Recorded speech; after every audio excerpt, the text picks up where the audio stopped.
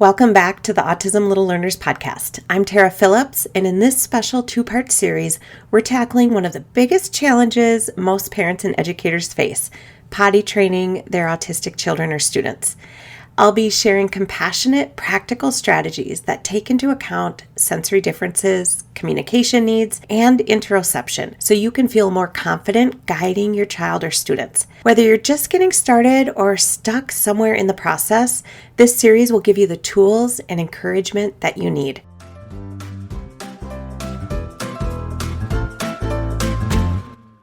Hi, I'm Tara, and this is the Autism Little Learners podcast. I am a speech-language pathologist with a twist. I've run my own communication-based classroom for over 2 decades, and I'm so excited to share actionable tips and strategies for supporting young autistic children. My goal is to help you feel more confident and successful when teaching your autistic child or students at the early childhood level. If you are ready to learn some tried and true strategies that really work, this is the podcast for you. Let's get started.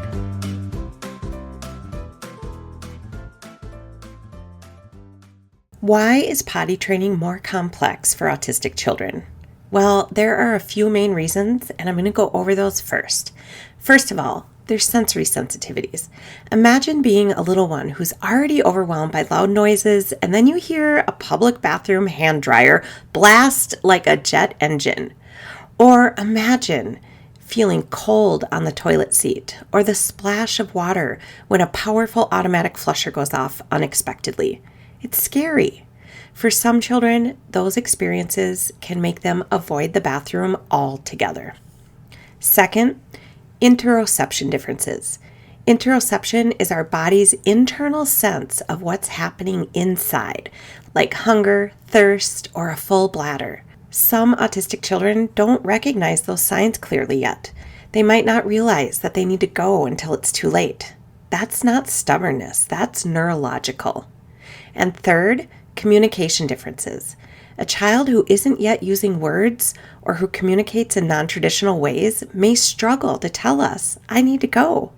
And that can make the process confusing and frustrating. Once we understand these barriers, we can shift from thinking, "they just won't do it," to "how can I support them differently?" Let's start with step number 1, and I call it preparing the environment. This is the first step in preparation. Before you even ask your child or student to sit on the toilet, start by collecting some baseline data. Spend a few days observing and writing down, when does the child urinate? How long after drinking? Do you notice physical signs like pausing during play or grabbing at their pants?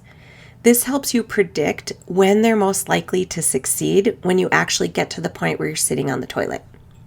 Next, create a sensory-friendly bathroom space. And that might mean dimming the lights, adding soothing colors, or even putting up pictures of favorite characters or having stickers on the wall. And if your child or student adores dinosaurs, putting a couple little dinosaur figurines on the counter is going to go a long way.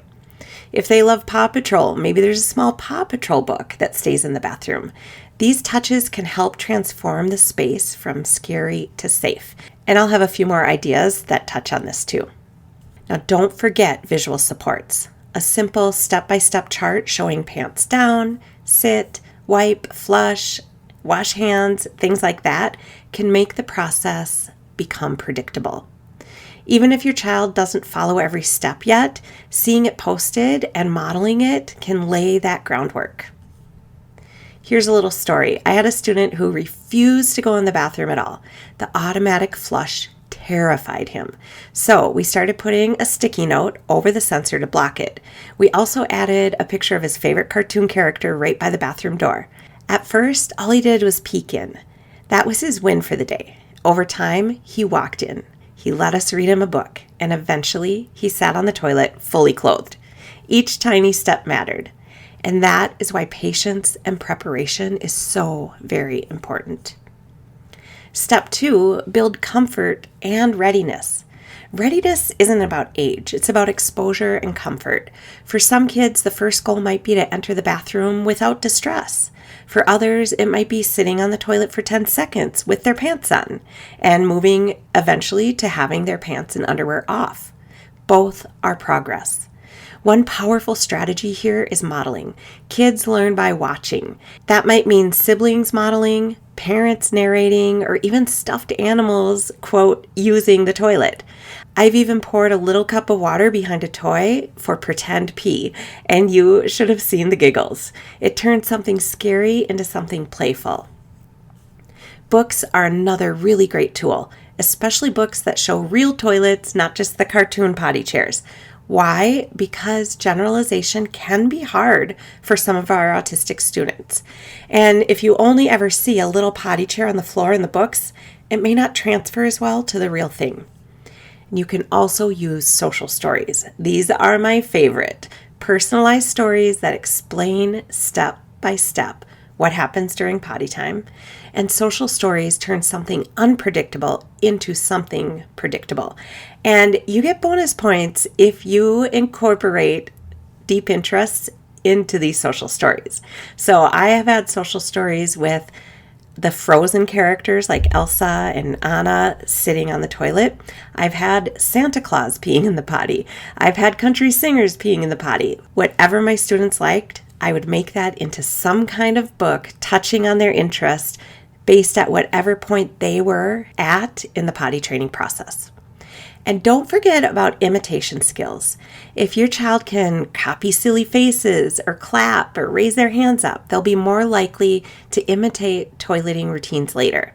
So if their imitation skills aren't strong yet, practice it with fun games. Stand in front of a mirror together, make silly sounds, stick out your tongue, clap, dance, wiggle, put your hands up. Let your child or student copy you, and sometimes you copy them to build that back and forth and make it super fun. Remember, readiness is about building comfort, not rushing results. Now let's talk some common pitfalls to avoid, okay? These are things I'm really going to challenge you to try to avoid. Pitfall number 1, sitting the child on the toilet every 10 minutes. I think this is like the go-to. We never learned it in college, but it just seems what everyone starts with in the classroom. And it's still taught in a lot of places, but it really often leads to burnout for everyone. None of us use the bathroom every 10 minutes, and forcing this can make kids resist using the toilet altogether. More importantly, when we do, children don't actually learn to recognize what it feels like to have their bladder full. For many autistic children, interoception, that ability to notice and interpret internal body signals, is already different. And if we put them on the toilet constantly, they never get a chance to fully connect that full bladder feeling with the act of going to the bathroom.